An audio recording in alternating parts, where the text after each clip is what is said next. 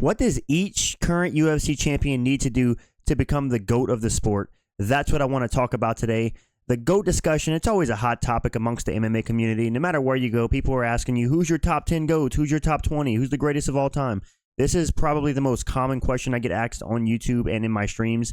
So I wanted to come on here and discuss what each champion needs to do to become the GOAT of the sport. Now, obviously, I made a video recently that said this is why there's no definitive GOAT of the sport of MMA yet, and I stand by that. But in my opinion, if you were to do this, if you were all these champions, you would be the definitive GOAT of the sport without a doubt. I'm setting the bar really high, guys, so some of these might seem crazy unrealistic, but just keep in mind, we're talking about the best ever, the GOAT of the sport, no denying. And yeah, so let's get right into it, starting off with Flyweight, Alessandro Pantoja.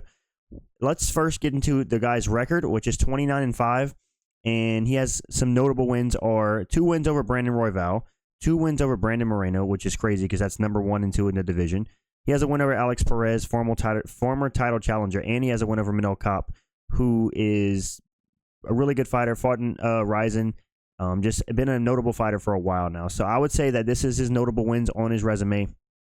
Alessandro Pantoja has been lapping his division. He literally has he's like 10-0 against the top 10 of his division, which is crazy to think about. And yeah, man, in my opinion, what does he need to do to become the GOAT? So I think he would have to get 5 more title defenses. Then he would have to go up to Bantamweight, win the belt, and defend that 2 more times. And you could talk about this guy being top 2, the GOAT of the sport. In my opinion, this would give him GOAT status. I mean, we're 5 more title defenses. We're talking like, so what, he has 3 right now? He has 2 or 3. I think he has 3. So that'd be 8 title defenses in modern day UFC. Then he'd go up to Bantamweight, take that belt, and defend it 2 times. I mean, could you deny this guy's the GOAT if he did that? Obviously, this is highly far-fetched considering 5 more wins and then going up to Bantamweight and getting 2 more defenses at age 35 or 34 would be insane. And time is ticking. Father Time's undefeated. But Alessandro Pantoja is so talented, man. And like I said, we're setting the bar high for these goals because we're talking about the definitive GOAT of the sport. No arguments. So, yeah, this is what I think Pantoja would have to do to become the GOAT of the sport.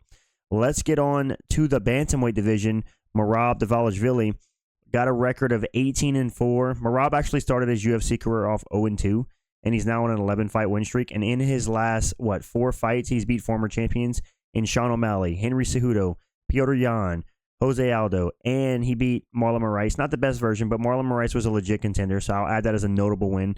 Merab's been on a hot streak. The only downside to Merab is that he doesn't finish fights. But either way, what does Merab need to do to become the GOAT of the sport? Now, Merab might have the lowest chance of any of these fighters just because he's 34, and I think his fight style is eventually going to fade with age. But what does he have to do to become the GOAT in the eyes of the fans? And in my eyes, I'd say, in my opinion, he has to get 7 title defenses at Bantamweight. That's what I think. Merab currently has 0. He'd have to get 7 title defenses, and you could make a real good argument that this guy would be the GOAT of the sport. So right now, I think he's on an 11-fight win streak, right? 7 more title defenses. That'd put him at an 18-fight win streak in the UFC. Modern-day Bantamweight 7 title defenses would be absolutely insane. The longest win streak at Bantamweight, he would in UFC history, he would break it by 2. He'd have 18 win streak. He would have 7 title defenses, and imagine the competition. It's Bantamweight, so it's a Shark Tank. Obviously, the chances of this happening are like less than 2% probably, but in my opinion, to become the definitive GOAT of the sport, no questions about it, Merab this was what he would have to do. I don't think he would have to move up just because Bantamweight's such a crazy stacked division, but yeah, 7 title defenses. What would that put Merab at? That would put him at a record of 25-4, an 18-fight win streak in the UFC.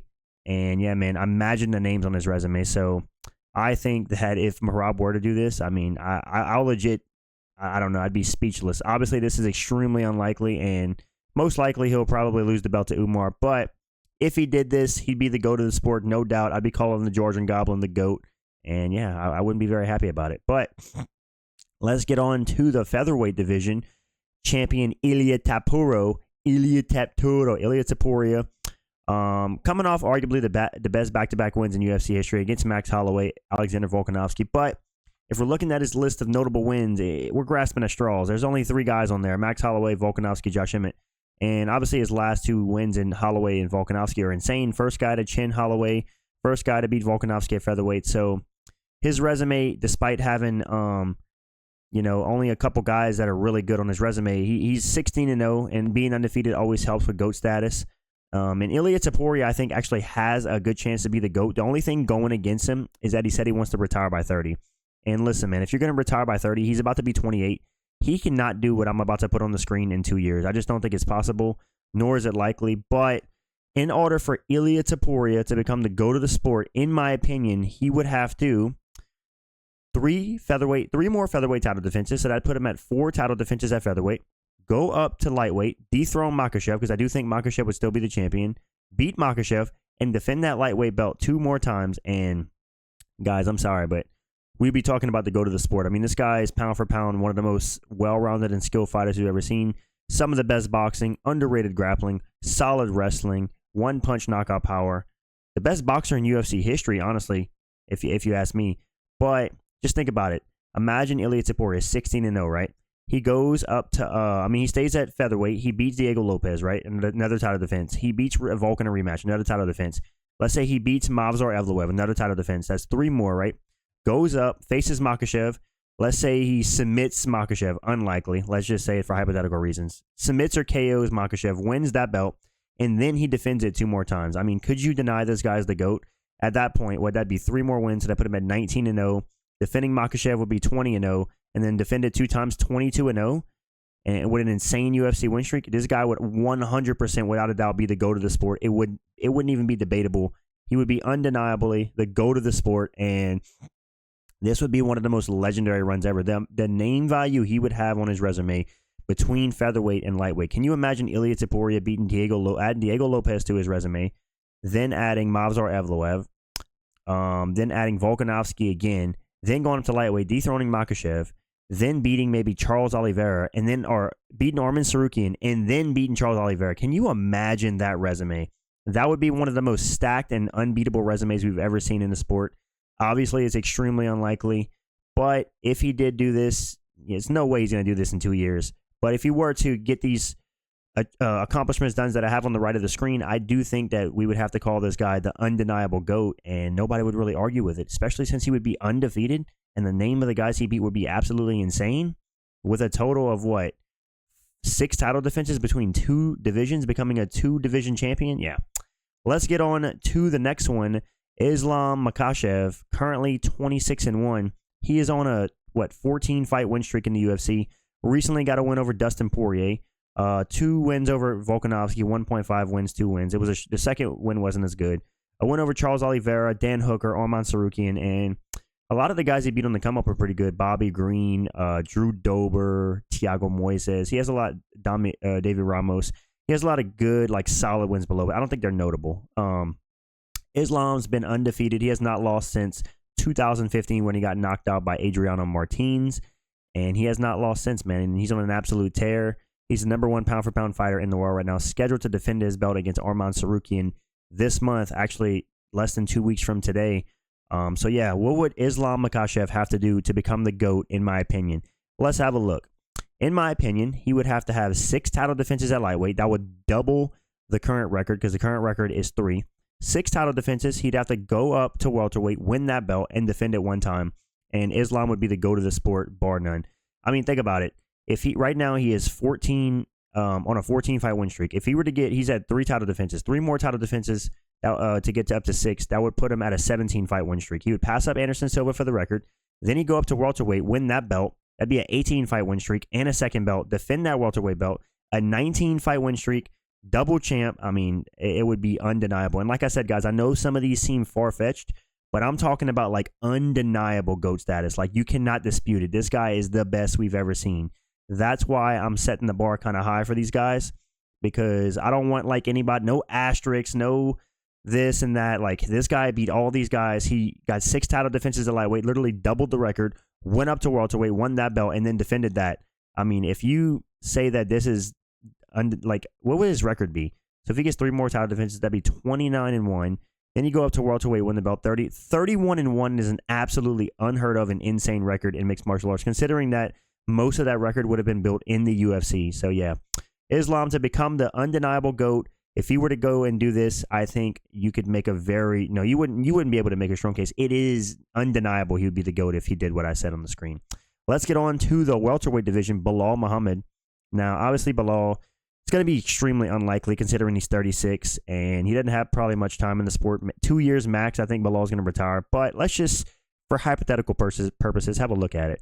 So he's 24-3, right? He has notable wins over Leon Edwards, Gilbert Burns, Sean Brady, Vicente Luque, Stephen Thompson, and Damian Maia. And, you know, for as much as I crap on Belal, he does have an underrated resume. I give him a lot of crap because he doesn't finish fights. He's not a finisher. At the end of the day, he is winning fights, and I have to put some respect on his name. Even if I don't want to, I have to, boys. 24-3, a really great resume overall, and now he's the champ. What would Belal Muhammad have to do in order to become the definitive GOAT of the sport?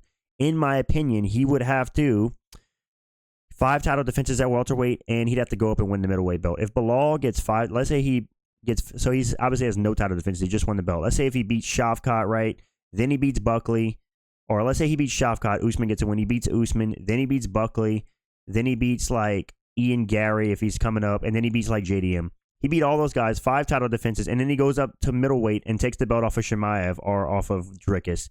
You would have to have a real argument that Belal Muhammad is the GOAT of the sport. Now, obviously, there's no chance on this green earth this God's green earth that Belal Muhammad is going to become the GOAT of the sport.